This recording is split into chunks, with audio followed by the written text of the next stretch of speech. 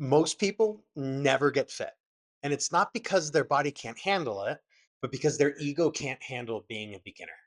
And if you're scared you'll embarrass yourself or be the least fit person in class, that's exactly what's keeping you stuck.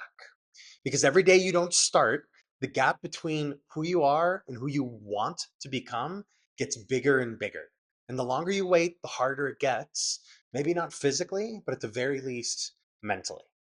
I want to tell you guys a little bit about me before I got started owning a gym, being a trainer, being a nutrition coach, and eventually starting what is now Sasquatch.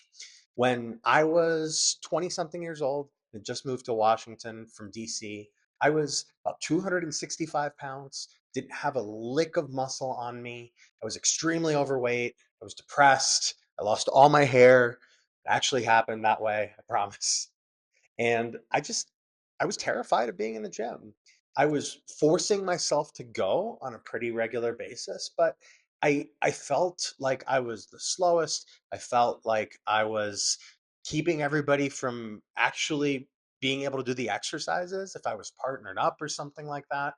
And then finally one thing clicked for me. I had a coach.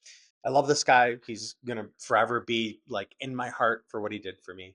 And he told me that I needed to be there to be a better version of myself, and then it didn't really matter what anybody else in class was doing. And turns out he was right. All I really needed to do is understand that me being there was what was going to make future me in a year that much better. And that little mindset shift made all the difference for me. All of a sudden, I was excited to go. All of a sudden, I embraced the idea of being a beginner. All of a sudden, I started really appreciating the fact that every single time I came to the gym, I was making progress. At the time, I didn't realize it, but as I got further and further into this fitness journey, those wins start to become further and further apart. Noticeable change becomes more difficult because you're so much better than you used to be. So the room for improvement is less. At the beginning, the room to improve is crazy. Little things that you do, exercising for 20 minutes once or twice a week, gives you some pretty dramatic results. As you get further into it, it starts becoming a little bit harder. I really wish I would have been able to enjoy some of those beginner gains a little bit more. But what started to happen was really interesting. As I left my ego and my feelings about being insecure or not being good enough or not being fit enough for the classes that I was attending and the trainers I was working with, something crazy happened. I really started enjoying it. I started improving. I started seeing that people were there to help and people wanted to be a part of that journey with me because they'd gone through it themselves. They felt really good about sharing what they'd learned. So people would take me aside and teach me things. I had people that taught me how to improve my pull up forms and my squat form and my deadlift form. And I started making friends. And it turns out the majority of fitness communities are really positive. Go figure. Sasquatch is no exception. I hear this all the time. So, whether it's Sasquatch or any other community that you have near you, I fundamentally love group fitness specifically because of that. When people talk about communities and communities such an overused term, what they really mean is a group of people that are working towards this thing together, and therefore you have this big supportive structure. And I think it's so powerful. For me, it was incredible.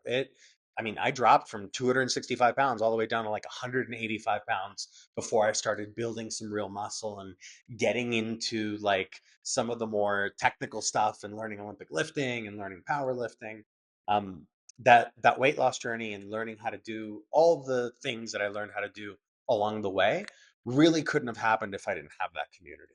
So for you guys that are beginners, for you that think like, oh, I need to be fit before I go do a workout plan, or I need to get ready for it, or I need to start walking first, or I need to, don't worry. The vast majority of places that you're going to walk into, if you pick right, do a quick Google search, find some Google reviews, make sure you read about them a little bit. The majority of these places are going to be so welcoming. They're going to be so supportive. They're going to be so embracing of the fact that you're a beginner and help you through that process and cut out so much time that you would waste if you try to do things on your own, that you're going to be so grateful that you were a part of it. So now that we got that out of the way, let's get to the practical stuff. So, what do you actually do? The first thing you need to do is you need to own the fact that you're a beginner. Okay. Being the least fit person isn't a weakness. It is insanely empowering if you let it be. Okay. You know exactly where you're starting from, and any progress you make is amazing. Enjoy the progress, embrace being a newbie. Say it out loud before class if you need to. I'm here to get better, not to be perfect. Okay. That reframe is so powerful. You are going to own the heck out of the fact that you are brand new. You're going to let people teach you things. You're going to walk in there with a can do attitude. And any little step that you take forward is a giant step in the direction of the person that you want to become. So embrace it. Being a beginner is awesome. It means there's nowhere to go but up. Number two, I want you to shrink the first step that you take. Remember, the confidence to train, the confidence to be an intermediate or an advanced athlete, the confidence that comes with all of these things are a byproduct of showing up and putting in the work. Okay. Confidence gets built in class, not out of it. You don't need to be confident to step in. You need to build confidence by coming in. So don't let that stop you. Just because you don't feel super confident or super ready, that's okay. Come in anyway. We'll meet you where you're at. And if we need to take some teeny tiny baby steps, we will. There's people that we've worked with where our goal is come in and we don't care what happens after that. Okay. Your goal is to come in and do the warm up. If at the end of the 10-minute warm up, you don't want to be there anymore, you can go. Okay. And it's okay. Nobody's going to judge you. Nobody's going to say anything. Just disappear and we'll see you next time. And from there, we work towards 10 minutes plus 10 minutes of class, and then 10 minutes plus 20 minutes of class, and then 10 minutes plus 30 minutes or 40 minutes. And then eventually we get to the whole thing. Okay. Baby steps are still steps. Take it easy on yourself, but start. Inertia is the hardest thing. We need to get started. So if you need to lower the barrier, far be it from me for tell you you can't. Number three, use the community. I know classes look intimidating from the outside, but inside they are full of people who remember your name and who remember what it feels like to get started. They all want to help you.